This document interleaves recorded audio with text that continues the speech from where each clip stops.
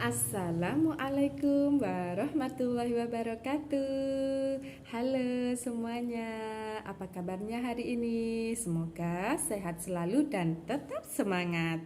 Nah, di sini saya akan memberikan pendapat tentang strategi apa, metode apa, dan juga media apa yang bisa digunakan untuk menstimulasi murid yang mengalami gangguan ekspresif atau bahasa ekspresif.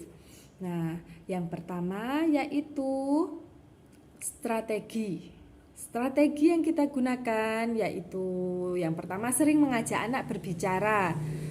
Berbicara dua arah yaitu atau interaksi timbal balik dengan si anak tersebut. Atau juga kita sering-sering mengajak anak untuk melibatkan dalam percakapan kita dalam sehari-hari. Yang kedua yaitu dengan membacakan atau mengulangi cerita dengan teks yang tepat kepada anak tersebut. Yang ketiga yaitu memberikan semangat dan motivasi anak untuk menceritakan pengalaman atau kejadian yang pernah dialami dan juga mendeskripsikan ide atau kejadian-kejadian penting bagi mereka. Yang keempat yaitu mengajak anak bernyanyi. Anak-anak pasti sangat senang sekali dengan bernyanyi. Dari situ kita juga bisa memberikan stimulus dengan mengajak dia sering-sering bernyanyi. Nah, yang kelima yaitu mengajak anak melakukan aktivitas di luar kelas. Nah, sangat banyak sekali pengaruhnya bagi anak yang mengalami gangguan bahasa ekspresif dengan kita sering-sering mengajak kegiatan di luar kelas. Karena anak bisa berimajinasi dan mengenal kosakata baru. Atau biasanya anak akan menunjukkan tu atau misalnya bunga. Anak belum tahu jika itu namanya bunga, namun menunjukkan. Nah, dari situ kita bisa menunjukkan kepada si anak bahwa ini namanya bunga, seperti itu. Untuk strategi yang terakhir yaitu menggunakan gestur badan kita saat berbicara dengan mereka. Itu dia strategi menurut saya. Untuk metode yang dapat kita gunakan, yang pertama yaitu melakukan kontak mata dengan si anak saat berbicara. Nah, sebelum kita melakukan interaksi, kita tatap dulu mata anak tersebut, buat mereka melihat mata kita. Yang kedua, pastikan anak menatap mata kita saat kita berbicara.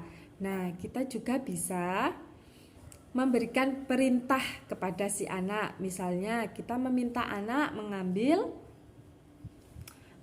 mengambil gunting. Nah, jika anak bisa melakukan dengan benar, kita bisa memberikan dia pujian atau bentuk simbol jari kita dengan hebat, iya benar. Namun jika anak salah atau keliru dalam menjalankan perintah kita, misalnya kita menyuruh mengambil gunting tapi si anak mengambil spidol warna, kita bisa menggunakan tidak, bukan itu. Seperti itu metode yang kedua. Yang ketiga yaitu memberitahu anak bagaimana cara mengekspresikan gembira. Karena anak yang mengalami gangguan bahasa ekspresif biasanya belum begitu bisa mengungkapkan atau menunjukkan ekspresi yang sedang atau perasaan yang sedang dialaminya. Seperti ini, anak ketika lagi gembira, kita berikan contoh dengan tepuk tangan, atau juga dengan misalnya tersenyum dengan lebar. Nah, seperti itu. Nah, yang keempat yaitu meminta anak untuk menirukan kembali kata yang kita ucapkan dengan benda atau gambarnya. Misalnya ini tadi kita tetap menggunakan contoh gunting. Kita tunjukkan kepada si anak bahwa ini namanya gunting. Misalnya anak belum mengetahui bahwa ini namanya gunting, kita bisa menunjukkan bahwa ini namanya gunting. Seperti itu sambil menunjukkan benda yang kita pegang. Nah, untuk yang selanjutnya yaitu menyebutkan atau meminta anak memberitahu dari mana gunting ini berasal. Misalnya anak tersebut mengambil gunting ini tadi di dalam kotak pensil. Kita meminta anak dari mana ini tadi.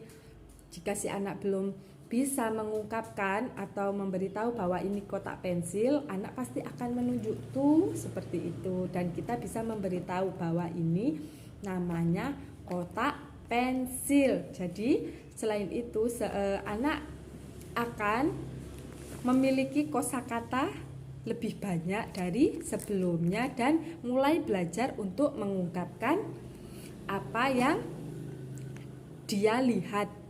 Seperti itu. Untuk media-media yang bisa kita gunakan yaitu bisa benda konkret atau benda nyata. Terus bisa juga menggunakan kartu bergambar. Bisa menggunakan juga buku cerita dan juga boneka jari atau boneka tangan. Demikian menurut pendapat saya cara untuk mengatasi atau memberikan stimulasi pada anak yang mengalami gangguan bahasa ekspresif. Sekian, terima kasih. Wassalamualaikum warahmatullahi wabarakatuh.